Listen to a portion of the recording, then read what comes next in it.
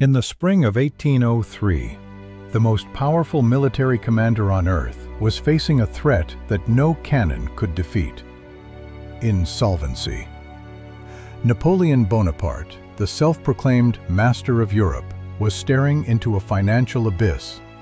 His treasury was empty, his credit rating was shattered, and his armies were burning through capital at a rate that threatened to dissolve the French Empire before it truly began. He needed 50 million francs in immediate liquidity to launch a war against Great Britain. Without that capital, his military machine would grind to a halt. To save his regime, Napoleon was forced to liquidate his single most valuable asset: a massive tract of wilderness that stretched from the Mississippi River to the Rocky Mountains. The Louisiana Territory. To the French, this land was a burden, a liability on a balance sheet they could not afford to maintain. But to the young United States, it was the opportunity of the millennium. American envoys were in Paris, not to conquer, but to negotiate. They didn't bring armies, they brought leverage. They recognized that the great Napoleon was merely a desperate seller in a distressed market, and they were about to secure the greatest return on investment in the history of sovereign finance. For a total cost of $15 million, the United States would double its size overnight. That comes out to less than 3 cents an acre. But the real story isn't the price, it is the financing. The United States didn't have $15 million in gold sitting in a vault. The young republic was cash poor. So, how did a fledgling nation with empty pockets buy half a continent from the most aggressive warlord in history? They did it through a complex financial scheme involving British banks, Dutch investors, and American bonds. In a twist of supreme irony, the United States borrowed money from British bankers to pay Napoleon so he could declare war on Britain. We didn't just buy a territory. We engineered a geopolitical masterstroke that secured American dominance for centuries to come, and left Europe to burn in its own wars. This is the story of the deal that built an empire. This is the wealth of history. To understand the magnitude of this transaction, we must first look at the balance sheet of the world in 1800. The United States was not yet a superpower. It was a fragile experiment, a strip of civilization clinging to the Atlantic coast. But the true economic engine of the continent lay to the west. Beyond the Appalachian Mountains, thousands of American settlers were carving farms out of the wilderness. They were industrious, they were productive, and they were generating a massive surplus of grain, tobacco, and whiskey. But they had a logistical nightmare. There were no highways. There were no railroads. Moving cargo over the mountains to the eastern ports was physically impossible and financially ruinous. There was only one way to move that capital to market: the Mississippi River. The Mississippi was the artery of the American interior. It was the only infrastructure that mattered. Every flatboat from Ohio, Kentucky, and Tennessee had to float downstream to the Gulf of Mexico. And at the mouth of that river sat the most strategic asset on the continent: the city of New Orleans. New Orleans was the bottleneck, the choke point. Whoever controlled that single port held the power to strangle the American economy. If the port closed, the farmers of the West would go bankrupt within a season. Their crops would rot on the wharves. The liquidity of the entire frontier would evaporate. For years, this wasn't a problem. The territory was held by Spain, a fading empire with a weak military and a stagnant treasury.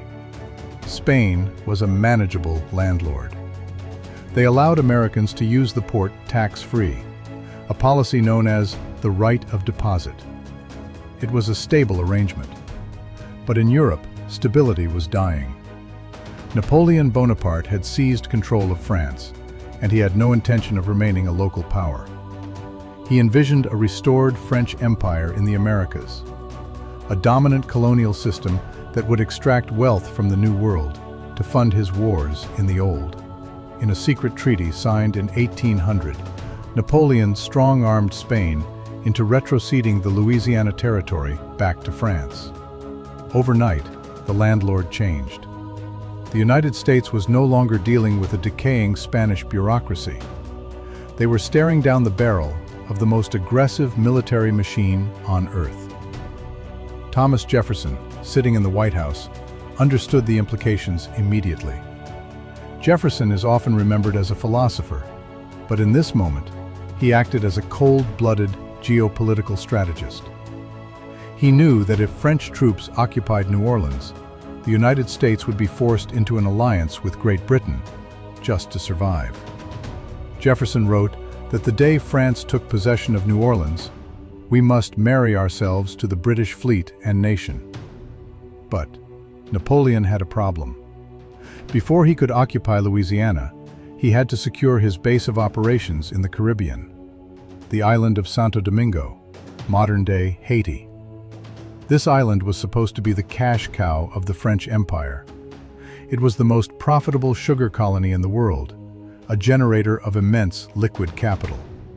But the island was in flames. A massive slave revolt, led by the brilliant Toussaint Louverture, had seized control of the colony. Napoleon, in his arrogance, believed he could simply crush the rebellion with force. He sent his brother-in-law and an army of 30,000 elite troops to retake the island. It was a decision that would prove to be a catastrophic misallocation of resources. The French army didn't just face a determined enemy. They faced yellow fever. The tropical disease tore through the French ranks like a scythe. Within months, the Grand French army had evaporated. Thousands were dead. The expedition was a total loss. Napoleon poured more money and more men into the grinder, desperate to protect his investment. But the returns were zero. By 1803, the French treasury was hemorrhaging cash. The Caribbean expedition had become a fiscal black hole, sucking down gold that Napoleon desperately needed for his coming war with Britain. The Pearl of the Antilles had become a toxic asset. Back in Washington, President Jefferson saw the opening. He didn't know the full extent of the French disaster, but he knew that Napoleon was overextended. Jefferson decided to make a bid. He didn't want a war. He wanted a real estate deal. He dispatched James Monroe to Paris to join the American minister, Robert Livingston. Their instructions were clear. Their budget was capped. Congress had authorized them to spend up to $2 million, perhaps stretching to $10 million, if absolutely necessary. Their mission was to buy the city of New Orleans and the immediate surrounding lands. Nothing more. They were shopping for a port, not an empire. Jefferson was betting on American solvency against French desperation. He knew that cash on the barrelhead speaks louder than cannons, especially when a dictator is broke. But as Monroe sailed for France, the situation on the ground deteriorated. The Spanish authorities, still administering New Orleans while waiting for the French to arrive, suddenly revoked the right of deposit. The port was closed. American goods began piling up on the levees. The economic lifeline was severed. Panic rippled through the Western territories. There was talk of militia raising, of seizing the city by force. The United States was on the brink of war. Monroe and Livingston were walking into a high-stakes negotiation, with the fate of the nation resting on their ability to close a deal. They arrived in Paris expecting a long, difficult diplomatic struggle. They expected to argue over maps and navigation rights. They expected to be stonewalled by French arrogance. They had no idea that the landscape had already shifted beneath their feet. Napoleon had just received word of the final collapse in Haiti. He had also learned that a new coalition was forming against him in Europe. He did the math. He could not defend Louisiana from the British Navy. He could not afford to garrison it, and he could not extract a single franc of profit from it without the Caribbean base. To Napoleon, the Louisiana Territory had instantly depreciated from a strategic asset to a massive liability. He needed to liquidate, and he needed to do it fast. The American envoys walked into the room prepared to beg for a single city. They were about to be offered half a continent. But there was a catch. Napoleon didn't just want to sell. He wanted to dump the entire inventory, and he wanted more capital than the United States Treasury had in existence. The stage was set for the greatest financial gamble in American history. On April 11th, 1803, the French Foreign Minister Talleyrand looked Robert Livingston in the eye and asked a question that would change the course of human history. He didn't ask for a bribe. He didn't ask for a trade concession. He asked, "What will you give for the whole?" Livingston was stunned. He had come to Paris to buy a city. He was being offered an empire. The French were proposing to liquidate the entire Louisiana Territory, 828,000 square miles of wilderness, stretching from the humid swamps of the Gulf Coast to the frozen peaks of the Rockies. It was an area larger than Great Britain, France, Germany, Italy, Spain, and Portugal combined. And Napoleon wanted to dump the asset immediately. For Livingston and Monroe, this was the ultimate test of executive competence. They had no authorization from Congress to make such a purchase. Their instructions were explicit: spend $2 million, buy New Orleans, and go home. They had no secure line of communication to Washington. A letter to President Jefferson would take 6 weeks to cross the Atlantic, and a reply would take another 6. By the time approval arrived, 3 months would have passed. In the volatile market of Napoleonic Europe, 3 months was an eternity. Napoleon was known for his mercurial temper.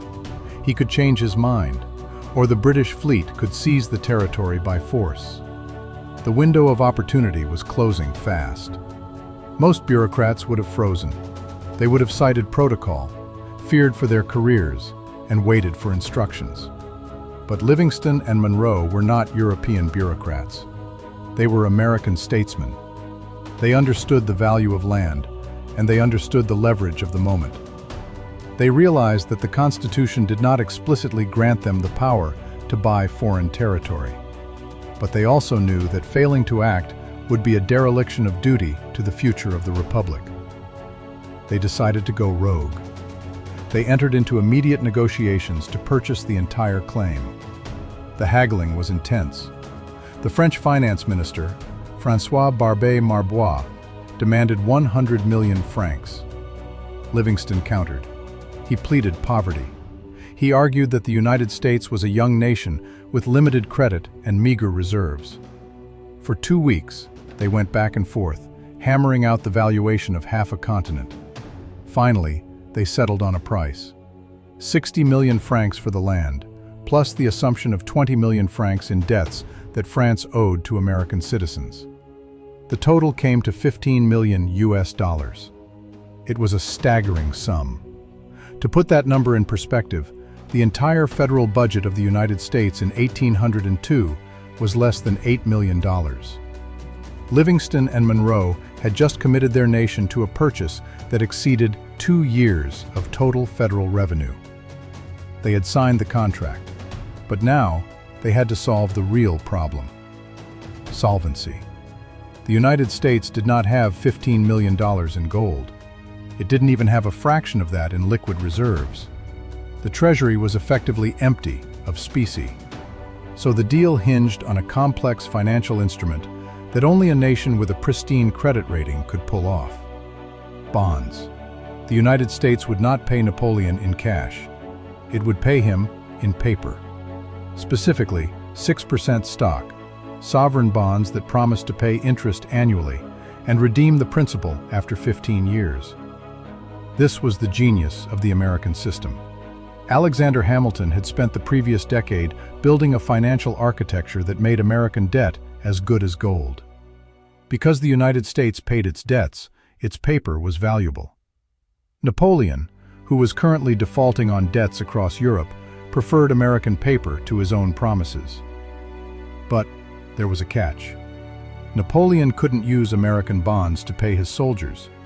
He couldn't buy gunpowder with stock certificates. He needed hard currency, gold, silver, immediate liquidity. He needed a fence. Enter the House of Baring. Baring Brothers was a British merchant bank, one of the most powerful financial institutions in the world. Along with their partners, Hope and Company of Amsterdam, they agreed to underwrite the transaction. This is where the story becomes almost unbelievable. The United States issued bonds to France.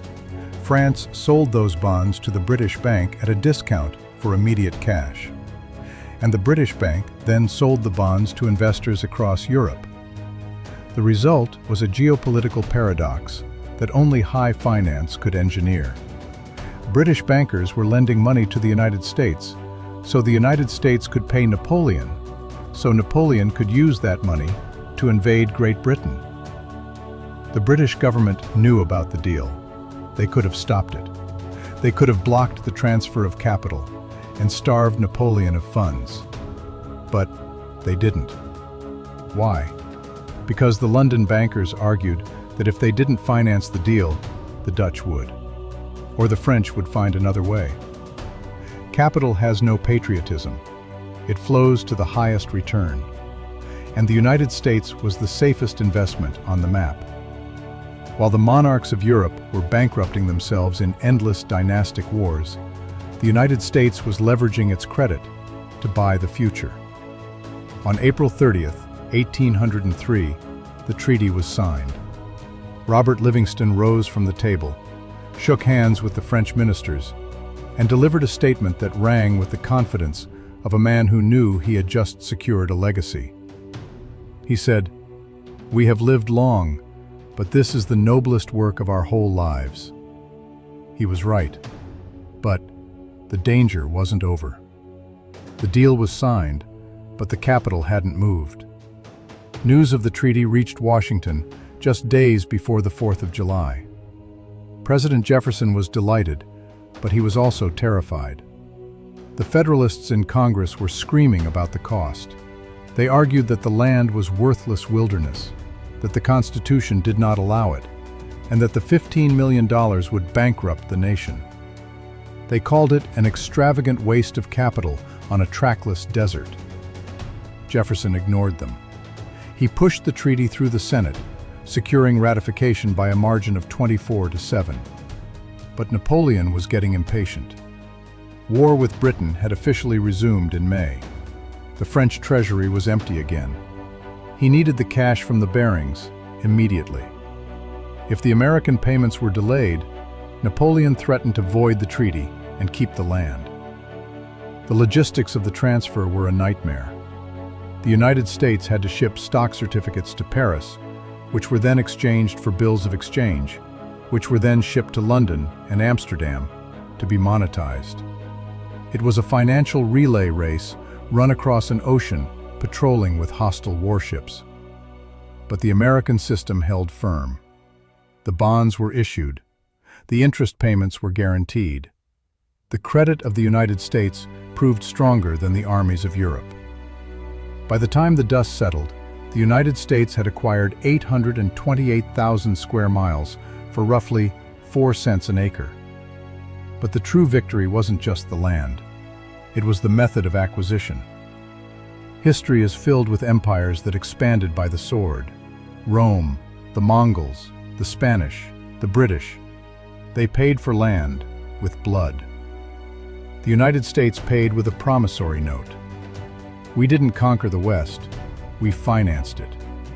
We used the tools of capitalism, contracts, credit, and interest rates, to achieve what Napoleon could not achieve with all his cannons.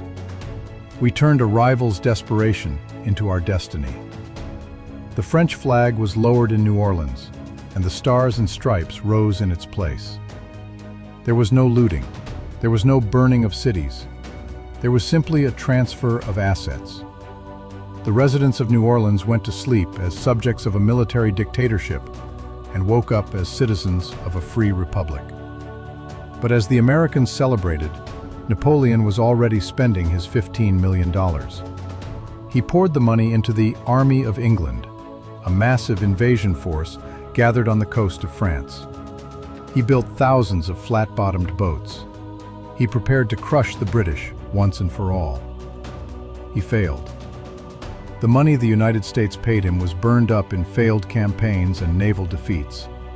Within a decade, Napoleon would be exiled to a rock in the South Atlantic, his empire dissolved, his treasury bankrupt. The $15 million was gone, but the land remained. The United States had swindled the greatest conqueror of the age. We traded paper for a continent, and while Europe burned, America began to build. The Louisiana Purchase didn't just double the size of the country. It fundamentally changed the economic DNA of the nation. It opened the Mississippi River forever. It unlocked the richest agricultural valley on the planet. It created the space for a superpower to grow. And it proved, once and for all, that in the long run, the pen is mightier and more profitable than the sword. On December 20th, 1803, a quiet ceremony took place in the Cabildo building in New Orleans.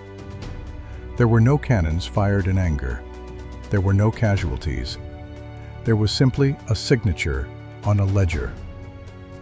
Outside in the square, the French tricolor was slowly lowered, and for the first time in history, the Stars and Stripes was raised over the Mississippi Valley.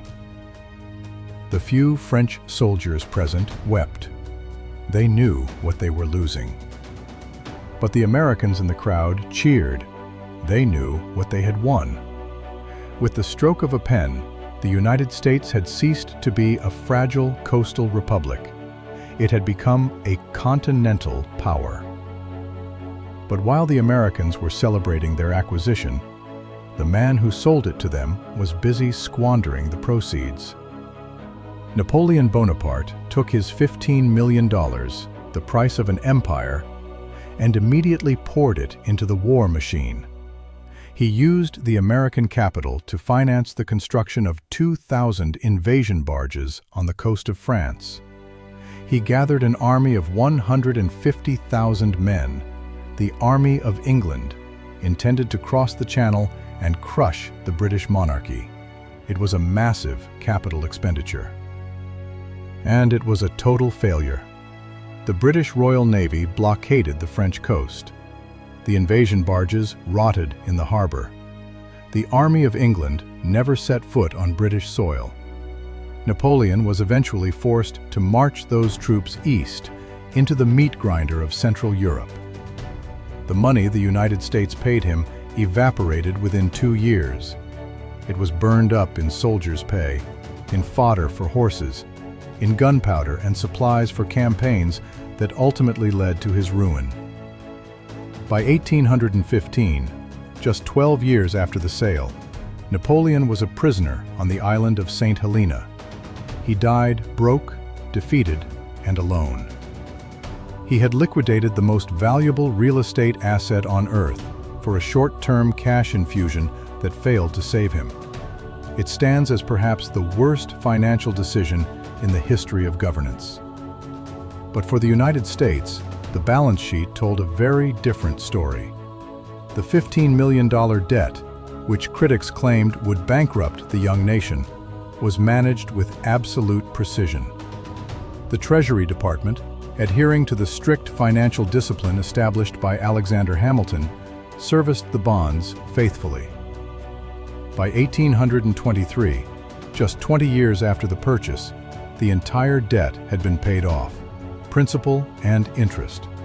The United States now owned the land free and clear, and the valuation of that asset began to skyrocket. Within a single generation, the Louisiana Territory was no longer a trackless desert. It was the economic engine of the Western Hemisphere. From that single purchase, the United States carved out 13 new states: Arkansas, Iowa, Missouri, Kansas, Oklahoma, and Nebraska. Large parts of North and South Dakota, Montana, Wyoming, and Colorado. And of course, Louisiana itself. But the true value wasn't just in the surface acreage. It was in the strategic monopoly it granted. By securing the entire Mississippi watershed, the United States gained control of the most efficient internal transport network in the world. While Europe was still hauling goods over muddy roads and fighting trade wars over river tolls, American farmers could float their capital from Pittsburgh to New Orleans without passing a single customs house. It created a free trade zone of unprecedented scale. This logistical advantage allowed the American interior to become the breadbasket of the world. The wheat fields of Kansas, the corn belts of Iowa, the cattle ranges of Wyoming. These assets generated more wealth in a single year of harvest than all the gold Napoleon ever plundered from Europe. And the return on investment didn't stop there. Beneath the soil of the Louisiana Purchase lay resources that Jefferson couldn't have imagined. The gold of the Rockies, the iron of the Iron Range, and eventually, the massive oil reserves of Oklahoma and the Dakotas. The United States had paid 3 cents an acre for land that would eventually yield trillions of dollars in commodities. It was, without hyperbole, the greatest leveraged buyout in human history. But the legacy of the Louisiana Purchase goes beyond economics. It fundamentally shaped the American character. Before 1803, the United States was surrounded. The British were to the north, the Spanish were to the south, the French were to the west. We were a besieged nation, forced to play the game of European diplomacy just to survive. The Louisiana Purchase broke the siege. It pushed the border all the way to the Rocky Mountains. It gave the United States strategic depth, a buffer zone so vast that no foreign army could ever hope to cross it. It allowed America to turn its back on the petty squabbles of the Old World and look west. It birthed the era of manifest destiny. It convinced a generation of Americans that their future lay not in the salons of Paris or the banks of London, but in the open frontier. It validated the American system of liberty. In Europe, borders were drawn in blood. Kings traded provinces like poker chips, regardless of what the people living there wanted. But the United States proved that a free people could expand through commerce, through contract, and through the rule of law. We didn't need a standing army to conquer the West. We needed a Treasury Department and a vision. Today, the impact of that deal is woven into the fabric of global economics. When you look at the dominance of the American agricultural sector, that is the legacy of 1803. When you look at the geopolitical security of the North American continent, that is the dividend of Jefferson's gamble. And when you look at the fate of the 2 men who signed the deal, the contrast is stark. Napoleon Bonaparte is remembered as a military genius, but he left France smaller, weaker, and poorer than he found it. His empire died with him. Thomas Jefferson, who never led a charge or fired a cannon, left his nation a continent. The critics who screamed about the debt, who claimed the Constitution was being violated, who said the country was too weak to absorb such a massive territory, they have all been silenced by history. They failed to understand the power of American capacity. They looked at the balance sheet and saw a liability. Jefferson looked at the map and saw a destiny. The Louisiana Purchase taught the world a lesson that still holds true today. Military might is expensive, volatile, and temporary. But economic power, based on land, resources, and free enterprise, is permanent. Napoleon had the army, but America had the capital, and in the end, the capital won. We bought the heart of a continent for less than the cost of a modern office building. We turned a rival's desperation into our foundation. And we proved that while empires rise and fall on the battlefield, the true wealth of history belongs to the builders, not the conquerors. This has been The Wealth of History.